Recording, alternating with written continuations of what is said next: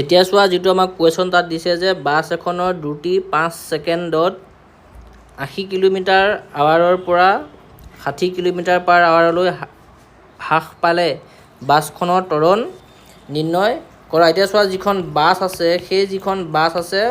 বাছখনৰ যেটো প্ৰাৰম্ভিক বেগ হেতু কিমান হ'ব চোৱা যে বাছখনৰ প্ৰাৰম্ভিক বেগ u কিমান দিয়া আছে চোৱা আমাক 80 কিলোমিটাৰ পাৰ আৱাৰ গতিকে 80 পূৰণ কিমান আহিব চোৱা যে 5/18 মিটাৰ পাৰ সেকেন্ড যদি আমি 2 এ কাটো কিমান আহিব চোৱা 40 ইয়াক আহিলে 9 গতিকে ওপৰত থাকিলে 200 তলত থাকিলে আমাৰ 9 মিটাৰ পাৰ সেকেন্ড ঠিক হেদৰে চোৱা যেটো অন্তিম বেগটো কিমান আহিব চোৱা যে 60 কিলোমিটাৰ পাৰ আৱাৰ গতিকে কিমান পাম চোৱা যে 60 পূৰণ 5/18 মিটাৰ পাৰ সেকেন্ড 2 এ কাটিলে কিমান আহিব চোৱা 30 ইয়াক 9 গতিকে চোৱা কিমান হ'ল 150/9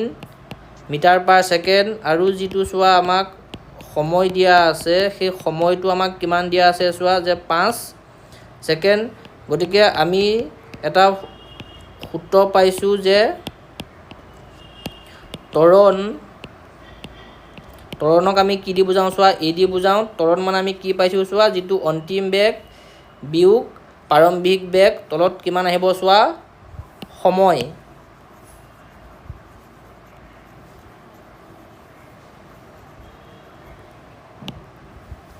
গতিকে কি হ'ব চোৱা যে a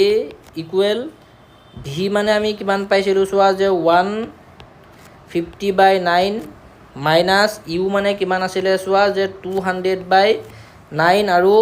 সময় আমাক কিমান আছিলে চোৱা 5 সেকেন্ড গতিকে ইউনিট আহিব মিটাৰ পাৰ সেকেন্ড স্কয়াৰ 150 পৰা যদি 200 যায় কিমান পাম চোৱা যে -50 9 আৰু যদি 5 মাল্টিপ্লাই কৰো কিমান পাম চোৱা যে 45 মিটাৰ পাৰ সেকেন্ড স্কয়াৰ গতিকে 45 এ যদি আমি 50 ক ডিভাইড কৰো কিমান আহিব চোৱা যে -1.11 মিটাৰ পাৰ সেকেন্ড স্কয়াৰ গতিকে আমি কি পালো যে এতেকে যে বাছখনৰ